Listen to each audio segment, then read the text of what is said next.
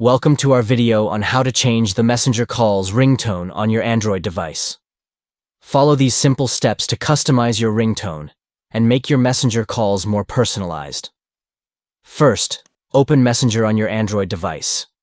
You can find the Messenger app on your home screen or in the app drawer. Next, tap the three lines at the top left of the page. This will open the Messenger menu where you can access different settings. Now, tap the gear icon to access settings. This is where you can make various adjustments to your Messenger app. Scroll down and go to Notifications and Sounds. This is where you can customize the sounds and alerts for your Messenger app. Tap on Ringtone to choose a new ringtone for your Messenger calls. You can select from the default ringtones available on your device or choose a custom ringtone from your music library. Finally, select the ringtone that you want to use for your Messenger calls. You can preview the ringtone before setting it as your default. And that's it.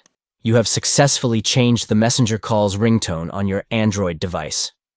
Now you can enjoy personalized ringtones for your Messenger calls. Thank you for watching. If you found this video helpful, don't forget to like and subscribe for more tutorials and tips.